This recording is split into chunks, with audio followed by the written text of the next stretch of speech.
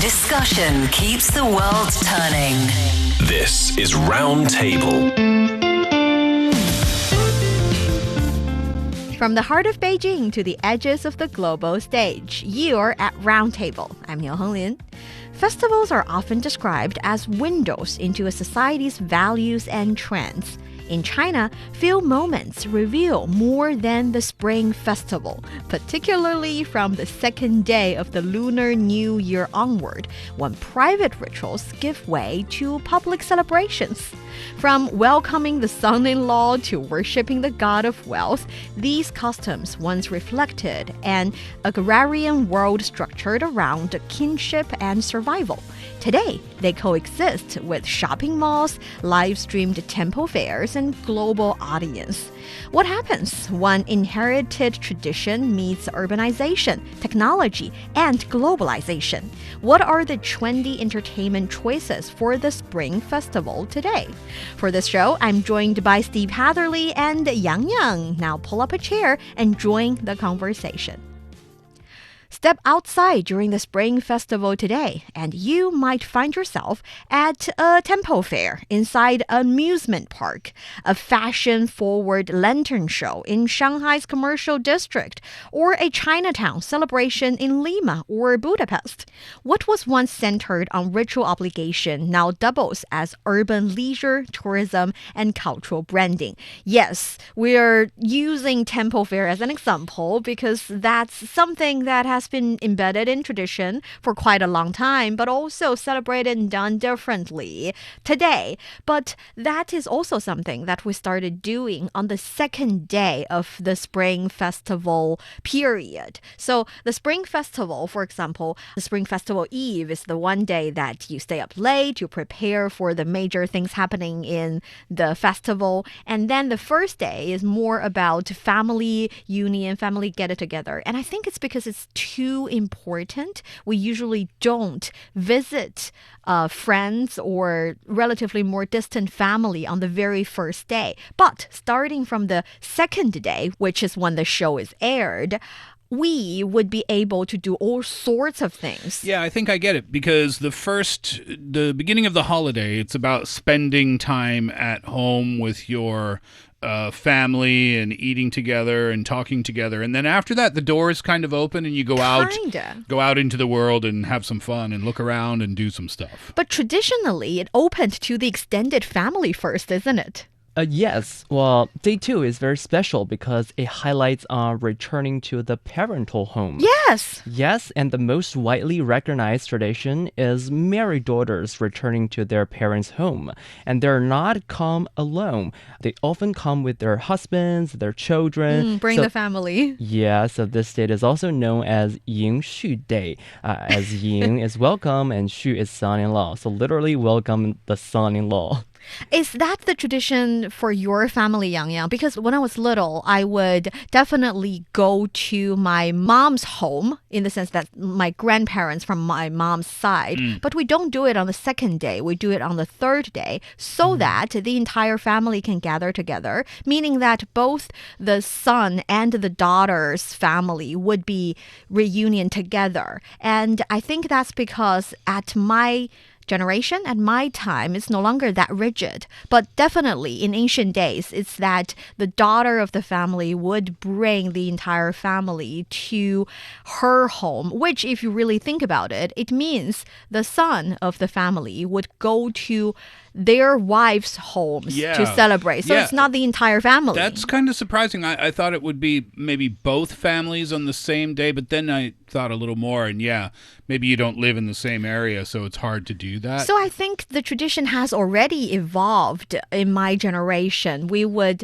not very rigidly pick the second day of the year, but every family would arrange it in different ways so that everyone can gather together at the same day. How is it in your family, Yangyang? Well, my family is a little bit like, it's pretty much similar, but the only difference is that my mom's house or my mom's home is just in the vicinity of my dad's home. So it's not much traveling. Oh, cool. Yes. That's nice. That's nice. Walk down the street. So we can achieve the situation where we visit 2 homes in one Same day. day. Same day.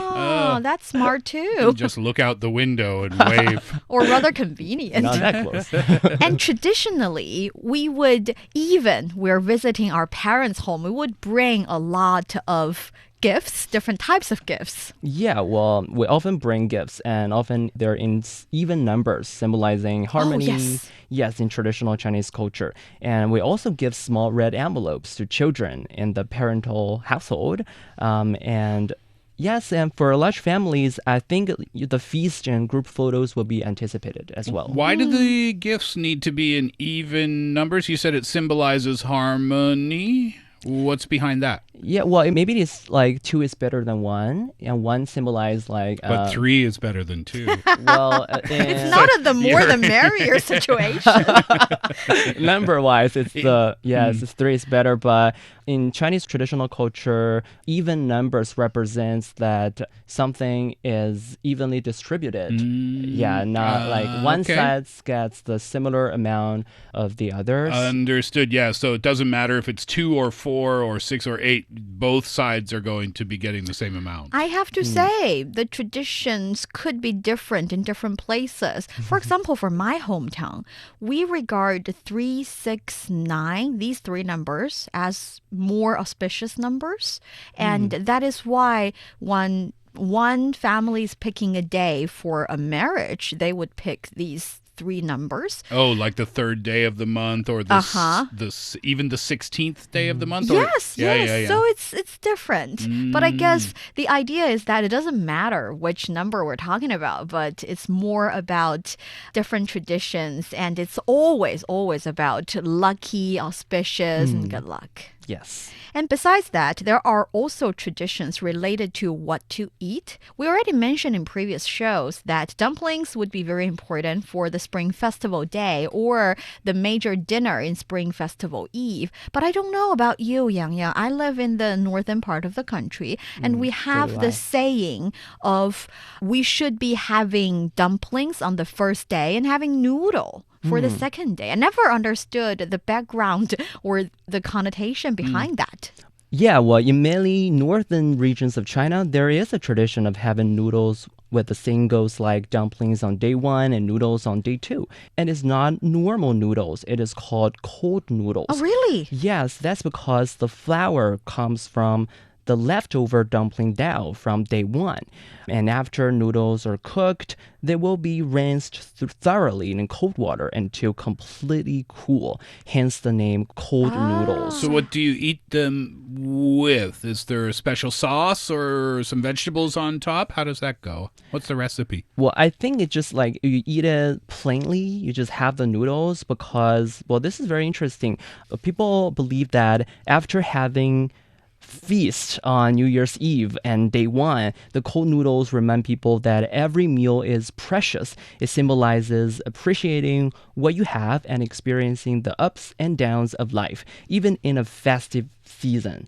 So eating these noodles is believed to help ensure a smooth, prosperous year ahead, like its shape and how it's tasted, long and smooth. So one noodle represents the ups and downs of the year. Not my family. No? No, not in my family. We never had cold noodle for the second day, but we do have noodles on the second day. So I guess, yes, throughout time, tradition would evolve and change a little bit in different families.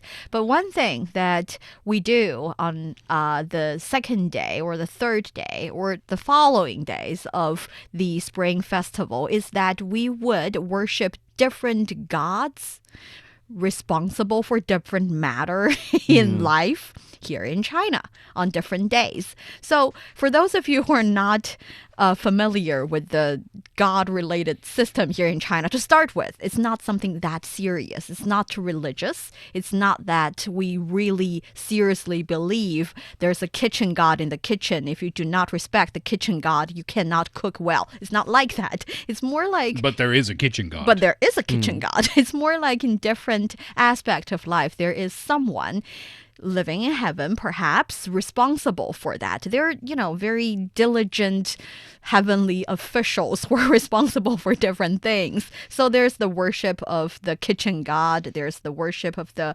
wealth-related god. And I think the wealth-related god is usually worshipped on the second day. Yes, well, among all New Year rituals, worshiping the god of wealth is one of the most prominent, I would say. It reflects how strongly people hope for financial success in the coming year. Yeah, and the Chinese god of wealth comes from folk belief rather than a single religion. So over time, different historical figures associated with fairness, success, or good fortune were gradually merged into what people now call the god of wealth. So the idea was simple, to personify the hope for prosperity, protection, and a better life in the new year. But it's more for fun. Yeah, and actually the business side of the Spring Festival is catching up with that too, because we talked about it on Roundtable, I believe, when we said that the god of wealth now is being seen in a lot of kind of plushy toys, souvenirs, drink cups, things like that, maybe bubble tea cups. Just the designs are everywhere these days. Yes, and they're cute. They're too cute to be viewed as a serious government or heavenly government official. They're lovely. And once you've done visiting the extended family or the family in-law, and you've done your whatever form of worshiping of the god of wealth, you started to go on the streets and enjoy some other type of fun. Yes, I'm talking about the temple fair, because I think nowadays the temple fairs are more like pop-up markets with a specific theme. But in ancient days, it was much more serious, isn't it? Yes, well, in ancient days, temple fairs were not about leisure at all. They grew out of ancient rituals centered on ancestor worship and the worship of natural gods. In early agrarian society, these gatherings were closely tied to survival. People came to pray for a good harvest, protection from disasters, and stability for their families and communities. So the temple was a sacred place, and the fair around it was an extension of that seriousness. I wonder when it became more of a casual type thing that it is today, right? Today it's more relaxed. It's more much relaxed. More about enjoying yourself. There's an older amusement park that's not too far away from here on the west side of Beijing, and they're turning their amusement park into kind of a full-on temple fair playground, which is kind of cool. So they're going to have folk performances and lantern shows and light installations and street food, and they'll have some hands-on activities for the kids and stuff like that. You can wander around and have a really great day. There are going to be about 100 performers there. And they're also, this is really cool, they're going to have carnival troops from Belt and Road countries. So Argentina's going to have some troops there. Russia's going to have some troops there. They'll be up on the stage showcasing like Russian folk dances. So funny. I wonder if they're going to do the one. Do you know what I'm talking about? Where they bounce down near the ground, they bend their legs really low, and then they bounce up and kick a leg out, and then immediately bounce down again. I don't know. Probably when they do that in the traditional costume, it looks really fun. It does look like it's really hard on your knees too. But they're going to have that. So just from that description alone, you can hear that it's a really fun, almost like a theme park kind of day. So yeah, I wonder when things transitioned over to less of what Yangyang was talking about, where it was really quite formal and serious to the fun style that they have today. It at least dates back to the Han Dynasty, like 202 BC to 220 AD, right? That's longer than I would have expected. Yes. Well, from that time onward, temple fairs became more visibly during those dynasties, and temple fairs began to change to what temple fair is right now. So religious rituals were still important, but they were no longer the whole story. Performances, processions, street entertainment, and small-scale trade gradually move on to moved into temple grounds and surrounding areas. And by the Qing dynasty, historical records describe temple fairs as bustling public scenes where officials, merchants, monks, and ordinary people all mingled. Faith, commerce, entertainment blended together, turning temple fairs into something closer to a folk carnival than a purely religious event. It makes sense because during ancient days, the villages are relatively scattered in the country, around the country. There were no very populated villages or towns at that time, meaning that if you want to trade, you need to go to a place. Everybody would go to that place on the same day so they can trade their commodities, no matter if you're raising sheep or if you're raising chicken or you're It's like a market. a farmer. Yes, it's like a collective market, and you don't really need to do that every single day. So it's like on selected dates of a month, people would gather together. Where would they gather? They gather at a place with a little bit significance, and it's easier to communicate, to talk to each other where the market is going to be. And a temple is usually with a good location so that nearby villagers would go gather, and it slowly formed into a tradition. So started as a market, and later on, free performances, certain kind of activities and fun, leisure fun, entertainment can happen in the market, just like a pop-up market. I guess it depends on where you are in the country because they'll take advantage of what that place represents. I'm thinking of Shanghai. When I say that, because they're going to have, or they have Labubus dressed up in some festive outfits. No way. Yeah, so you can take some pictures with the Labubus. There's also a commercial area where Spring Festival kind of went into full fashion mode, and that's what I meant when I said take advantage of what you're known for, because Shanghai's known for its fashion, right? So they're doing that there. They're having light shows. They're having East meets West music. Some pop-up workshops, creative markets, lots to eat, lots to walk around and see. And then in Fuxing Park, which is one of the famous places to hang out in Shanghai, you can walk around in the sea of tulips and you can find yourself some great spots to take some really, really beautiful pictures. So depending on where you are, there's going to be something to do for sure. Even if you're not inside China, you can still enjoy different types of temple fairs, right? Yes, well, the temple fairs are in full swing around the world, I would say. For example, take Budapest, for instance. Over the weekend, the Happy Chinese New Year Temple Fair turned Chinatown into the liveliest spot in the city. Cool. Yeah, and this is already the 4th year they've held it there. And what's interesting is that most of the crowd wasn't Chinese. It was locals. People lined up for fermented rice bowls, sweet noodles, mouth-watering chickens, zhong dumplings. Where'd the Chinese people go? Well, they were They're already in Paris. They're on doing vacation. Everywhere. They were doing business in the Chinatown, serving those like fermented rice bowls. Yes. Basically, if there was a food stall, there was a queue. And this year, they even recreated an old Chengdu tea house on stage. Oh, that's cool. Yes, and visitors can watch lawns sprout, kettle swim through the air, try their hand at sugar painting. Galloping horses for the year of the horse were a favorite, and some ended up practicing Tai Chi on the spot. You can also spot Hanfu enthusiasts walking through the crowd, turning the street itself into part of the show. Did I ever? I don't think I told you this, Niu Honglin. My first Chinese New Year Is not in China? was not in China, and it was also 25 years ago. Wow. Where was it? Bangkok. Ooh. In Thailand. And when we went there, we didn't realize it was Chinese New Year. Themed. But it was. And then we were just looking around the city and we stumbled upon Chinatown. So we were in Chinatown in Bangkok for Chinese New Year. What a great time we had. Oh, they had these artistic performances. They had, I don't know the name, I apologize, but where you have the thin, not clear papers, but they're white papers and you can see through them and they do the puppet shows. Oh, yes. Do you know the name for that? 皮影戏 skin shadow shows. Yeah, okay, the skin shadow shows. So we saw some of that.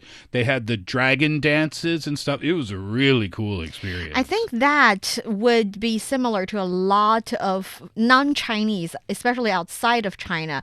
They would experience Chinese culture for the first time because of the local celebration of Spring Festival. Because it is usually Spring Festival, which is one of the most, well, ditch that, just the most important festival in China for Chinese people. At that time, it would be it's similar to a temple fair kind of celebration, but the idea is that they would include a lot of intangible cultural heritage item, a lot of tradition and fun entertainment from different parts of the country, even from different ethnic groups. You mentioned the 皮影戏, the skin shadow kind of show, kind of opera almost, and there are other ones like ancient Chinese games that have been popular for hundreds of years, including 投壶, meaning that you throw something, an arrow or some other things into a pot from afar. Traditional games to win over a certain prize. And because Spring Festival is really also close to Lantern Festival, so Lantern appreciation is sometimes included in these kind of celebrations as well, which again, also a traditional entertainment form.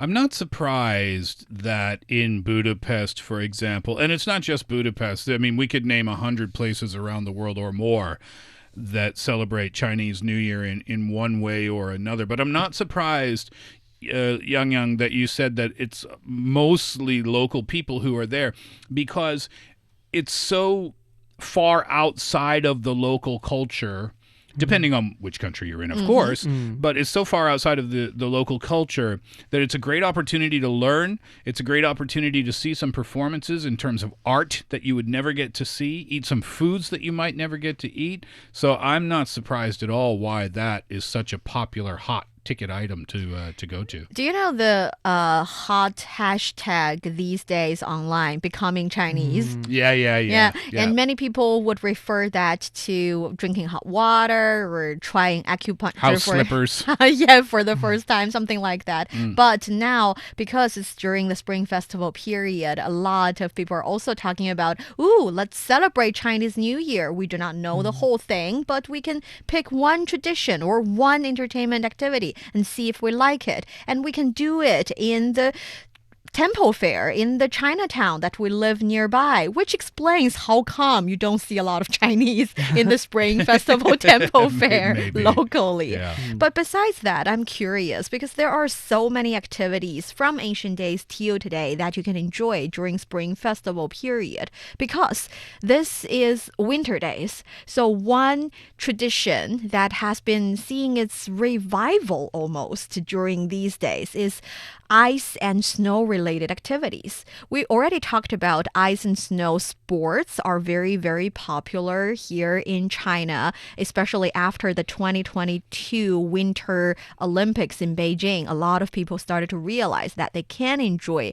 snow sports, ice sports a lot. But that tradition actually has been, at least in the northern part of the country, for a really long time. So I was wondering, Yangyang, have you ever enjoyed for example, ice skating in Beijing in a park or in your hometown during especially Spring Festival period of time? Well, I'd love to, but to be honest, I've never haven't just yet. Yeah, I haven't tried it yet because I'm a little bit scared of cold. Oh, what a shame! I thought you were going to say scared of skating or scared of snowboarding. Also, that you're just afraid of the air temperature. That also, because a lot of my friends tried like skating or skiing and they got hurt, they break some bones.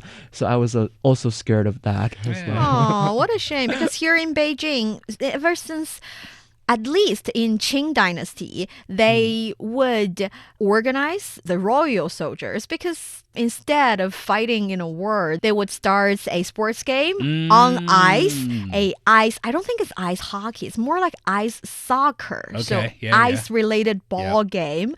And in Beijing, and because during winter days, during Spring Festival period of time, it's very cold, and a lot of lakes in Beijing are, in the form of ice, and you can use it as a venue or arena playing ice ball. And in really good days, it can be more than 1,500 100 players on ice. I was looking, one of our coworkers from a different department took his children to a lake. I forget the name of the lake here in Beijing. It's a huge place, and he tried skating for the first time with his kids, and he had a great time. It was right in the middle of the city, this huge lake, not too many people there. Yangyang, I'm sorry that your friends broke their bones the first time they tried, but it doesn't happen to everybody. No, so get out not there at all. and give it a shot. Yeah, now I know my New Year resolution: be brave. And we mentioned that on temple fairs, you get to enjoy a lot of performances and fun activities. But in ancient days, when we didn't used to have Spring Festival Gala or a TV or a phone that you can stare at all the time, don't do that during Spring Festival time. Have some fun with your family. But at those times, I think theater took off in certain period in history. That's something that people would love to do during their Spring Festival holidays as well. In different theaters, they can enjoy different opera, and that slowly transformed into movie theaters in modern day China. So going to movies would be a popular choice for many people as a way to spend their Spring Festival period.